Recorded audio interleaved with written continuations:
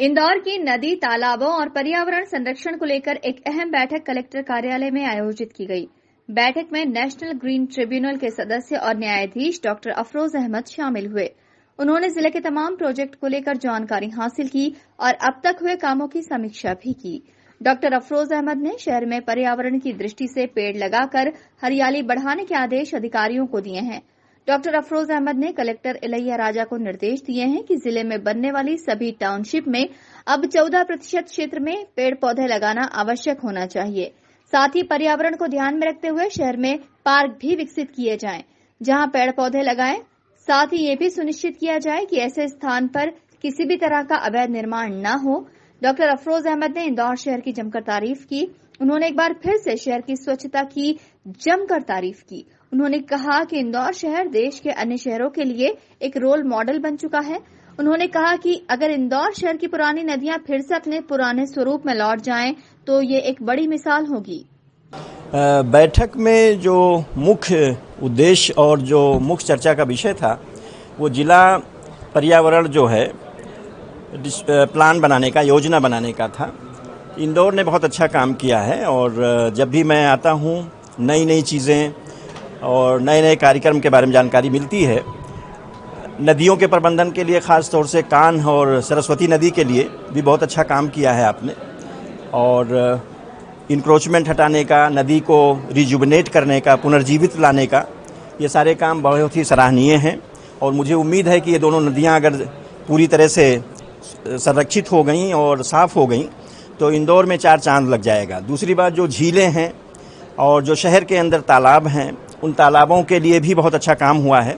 तालाबों के संरक्षण के लिए, उनके पुनर्जीवन के लिए सबसे अहम काम ये हो रहा है कि जो यहाँ बड़े बड़े रियल इस्टेट्स हैं या बिल्डर्स हैं, उनको 14% लगभग हरियाली विकसित करनी थी अपने क्षेत्र में। तो उसके लिए भी निर्देश दिया है मैंने कि उसके सारे लोगों से बैठक हो और जहाँ जहाँ नहीं हुए उसको विकसित किया जाए। दूसरी बात, जो हमारे शहर के अंदर जो गार्डन्स हैं, जो ग्रीन बेल्ट हैं, उसमें कोई अवैध कब्जा नहीं होना चाहिए। जो भी पार्क हैं वो पार्क के रूप में ही रहें, उसमें सिर्फ हरियाली रहे, उसमें कोई कंस्ट्रक्शन नहीं होना चाहिए। इसके साथ साथ जो इंडस्ट्रीज़ हैं उनसे जो पोल्यूशन हो रहा है, उन इंडस्ट्रीज़ के लिए भी जिलाधिकारी की अध्यक्षता में एक बैठक हो और ये देखना है और ये सुनिश्चित करना है कि कोई जहरीली चीज़ अगर वो प्रोड्यूस कर रहे हैं तो क्या उसका ट्रीटमेंट हो रहा है ठीक से, नहीं नदी में मिलने से पहले या उस पानी को बाहर निकालने से पहले पूरी तरह से वो सुरक्षित है कि नहीं है।